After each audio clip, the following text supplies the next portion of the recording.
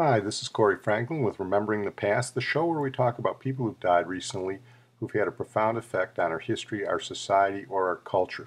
And we're going to deal with some amazing women tonight, starting off with Marian McPartland, who died recently at the age of 95.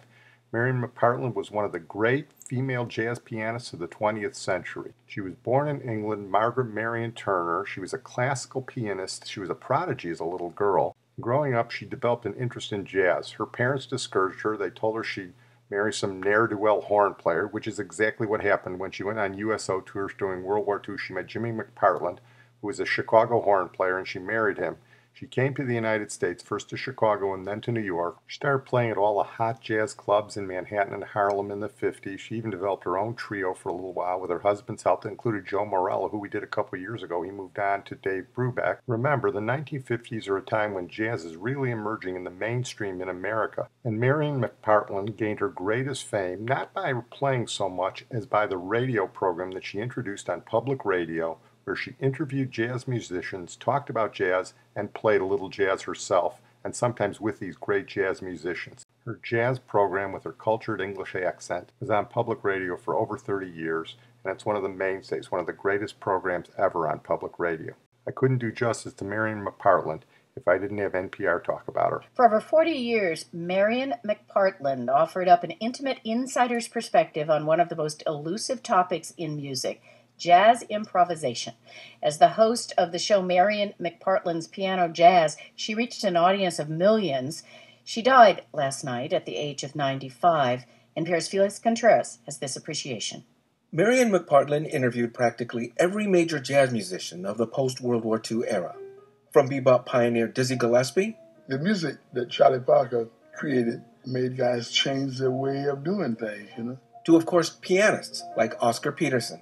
When I first met you, 1947. It was in Toronto, wasn't it? It was in Toronto. That's right. She also featured contemporary jazz musicians like Chick Corea. Why don't you sit there and look at me and improvise a portrait of me, and then I'll do the same for you. All right. And the vocalists. She loved singers. How about Walking My Baby Back Home, Mr. Tomei? That sounds like a musical cue. It's a musical cue. Marian McPartland, radio host, was at one time Margaret Marian Turner piano student.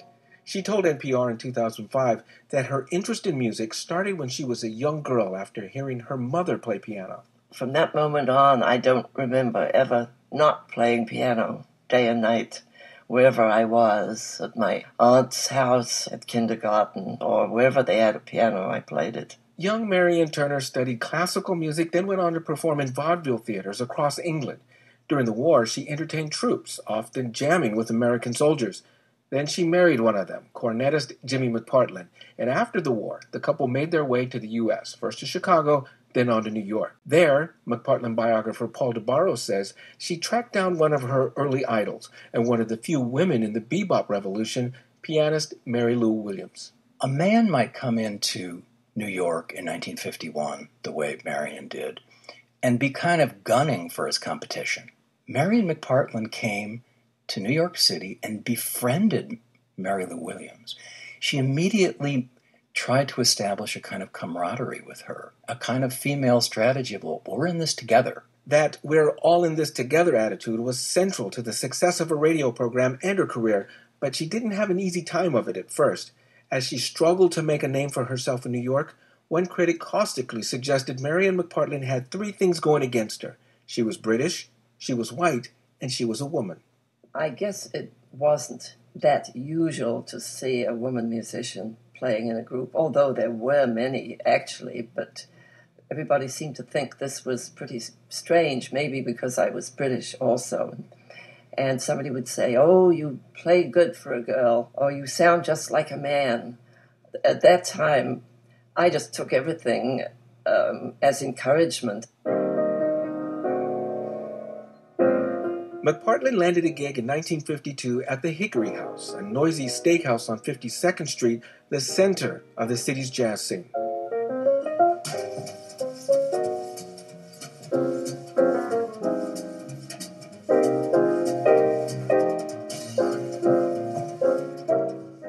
Everybody came by.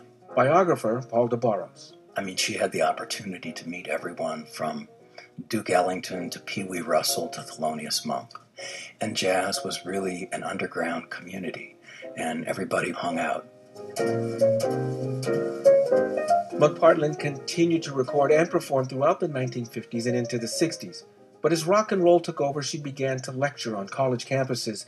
Then in the late 1960s, she also started spinning jazz records on a New York radio station where other pianists would drop by the studio unannounced just to chat with her. A casual hello became a program format in April 1979. Hi, I'm Marian McPartland.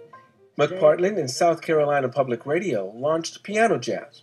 Her first on-air guest was the late Dr. Billy Taylor. Well, Marian, thank you very much for inviting me, and it's always a pleasure to see and hear you, and it's even more fun to play with you. It seemed as if every opportunity that came her way in the past prepared her for being a radio host. Paul DeBarros. She had researched other people's styles, so she really had questions she wanted to ask. Oh, well, Billy, it's a long time since I've heard that piece, and it's great to have you here.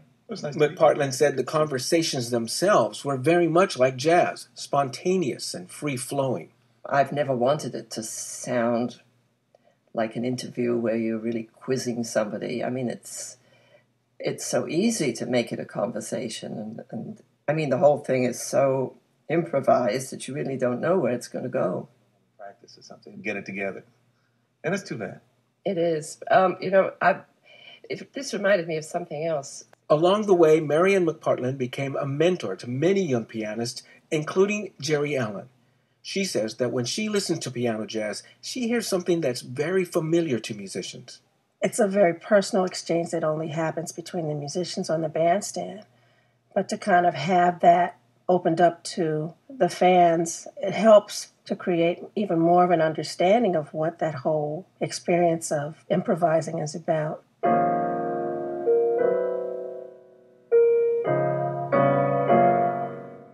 When Marian McPartland was once asked how she did this, her answer was simple. You have to love what you do.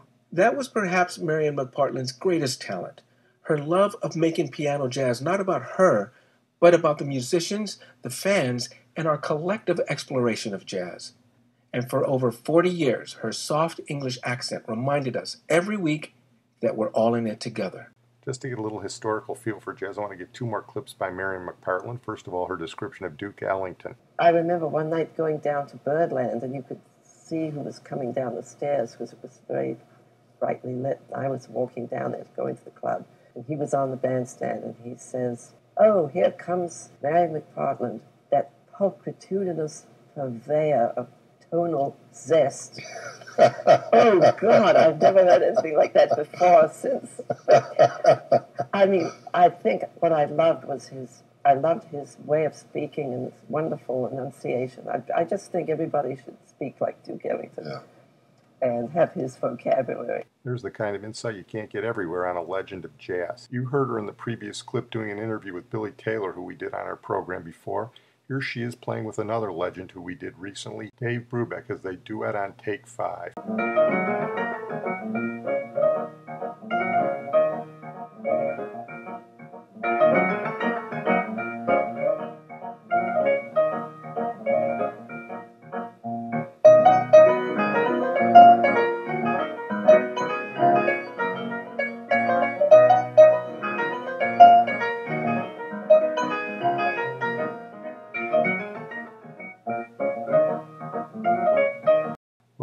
From Marian McPartland to Margaret Pelligrini, who died recently at the age of 89, and she was one of the last three surviving Munchkins from The Wizard of Oz. She was the Flower Pot Girl.